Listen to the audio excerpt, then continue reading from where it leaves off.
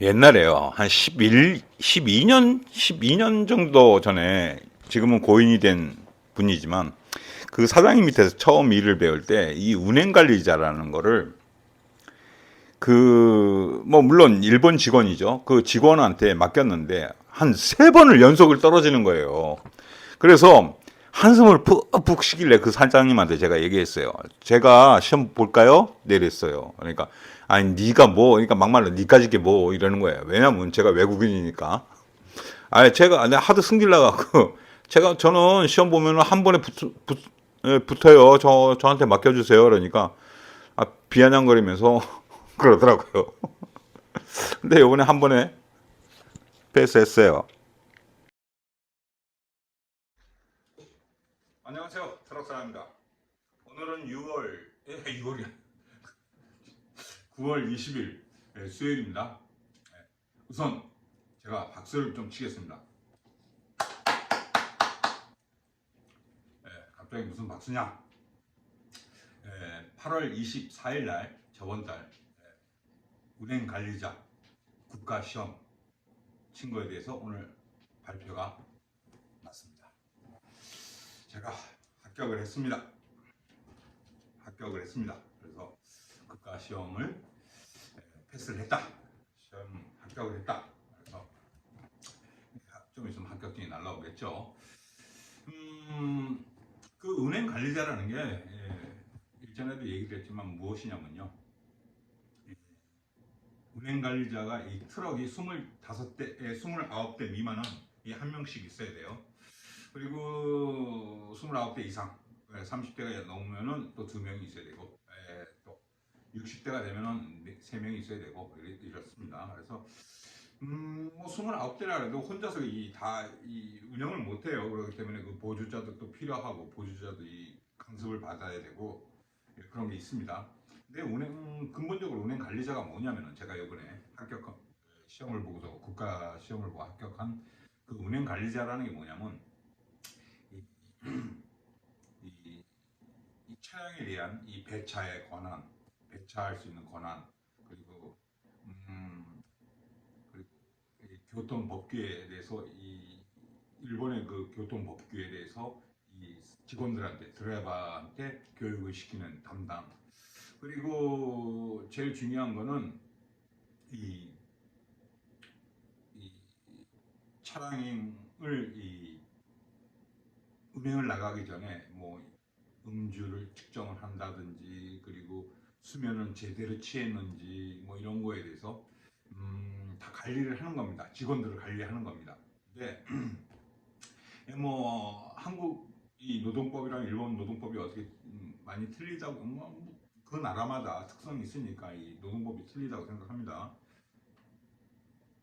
마이크가 잠깐만 마이크에 배터리가 다 됐나? 죄송합니다. 마이크가 배터리가 다 됐었나? 그렇습니다. 뭐 하루에 8시간 노동 그리고 1시간 휴식 뭐 이렇게 정해져 있고 이 구속 시간은 뭐 하루에 13시간 뭐 이렇게 정해져 있어요. 최대 16시간. 그리고 일주일에 15시간 2번을 넘기면 안 되고 그리고 한 달에 293시간 뭐 이렇게 정해져 있어요. 법률로. 그래서 1년에 3,916시간인가? 3,916시간. 이렇게 정해져 있어요. 그 정해진 법 안에서 이 차량 관리를 하면서 직원들의 그 시간대에 맞춰서 집어넣어야 됩니다. 그걸 배차를 하는 거예요. 그게 운행 관리자거든요. 그래서 법률 안에서 이 직원들을 돌려야 된다. 그 막중한 임무를 갖고 있어요. 그런데 사장님 네가 왜 그걸 하냐? 그걸 왜 하냐? 물론 누구한테 맡길 수 있어요. 직원한테 강습을 받으라고 그리고 시험을 보라고 합격을 하면 쓸 수 있어요. 그렇지만 저는 좀 얘기가 좀 빗나갈지 모르겠는데 40대 전까지는 제가 이 일을 시작한 게 40대 중반이었어요. 45세였으니까 40대 전에는 어떤 생각을 가졌냐면 어떻게 하면 성공할까 이런 생각을 가졌어요. 근데 40대 중반 이 일을 시작하고 나서 느낀 게 뭐냐면 물론 제가 실패를 한 2번 하다 보니까 그렇게 느낀 건지 몰라도 어떻게 하면 실패를 하지 않을까라는 생각을 먼저 했어요. 실패할 요소를 먼저 제거를 하자. 예, 그렇기 때문에 일단 이 운송업을 하는 데 있어서는 이 운행 관리자가 절대적으로 필요한 거고, 절대적으로 필요한 거예요. 이거는 법률상으로 정해져 있기 때문에 29대 미만은 한 명씩 있어야 된다는 게. 예, 그래서 예를 들어서요. 예를 들어서 제가 왜 실패하는 거를 더 우선으로 생각했냐 하면요. 예를 들어서 뭐 식당을 한다고 합시다. 뭐 100억을 갖고서 10억을 쓴다면 10억 정도를 쓴다면은 별 그렇게 느끼지 않겠지만 10억을 가지고 10억을 다 투자한다면은 자기가 어떤 식당을 한다면 자기가 요리를 못해. 근데 누굴 써? 근데 제가 갖고 있는 제 전 재산인 10억을 다 쓴다. 그러면 그 사람이 요리하는 그 주방장이라든지 요리하는 사람 맡긴 사람 그 사람이 갑자기 그만두면 어떨 거예요? 그만둘 수도 있지 않겠습니까?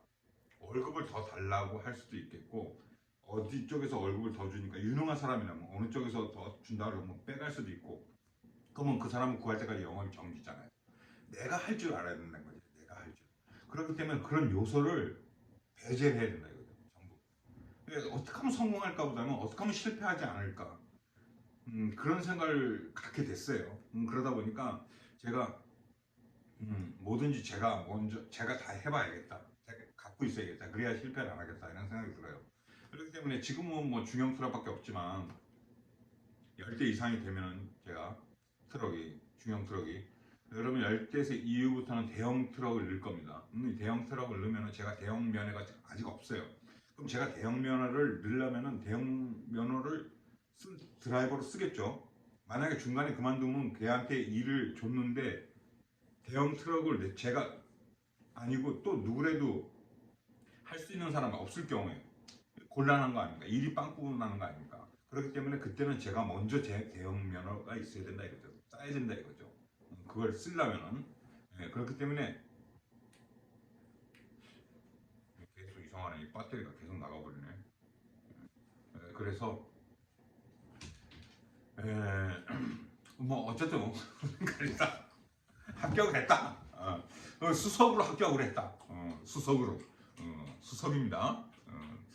일단 이 발표에 이 점수는 안 나오니까 뭐 일단 합격을 했으니까 수석했다고 했거든 뭐 어떻게 하고 점수가 안 나오는데 그냥 수석했다고요. 그냥 생각을 하면 되는 겁니다. 제가 수석을 했어요. 그래서 어쨌든 또 하나의 스텝을 밟고 올라갔다. 그래서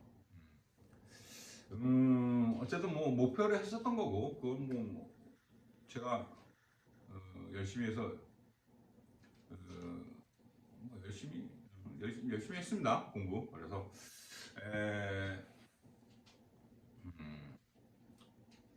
좋은 결과가 나왔다. 그래서 오늘 하루 즐거웠다. 그냥 그런 내용의 보고입니다. 오늘도 파이팅 하시고 화이팅! 마이크 상태가 영 안 좋은데 이거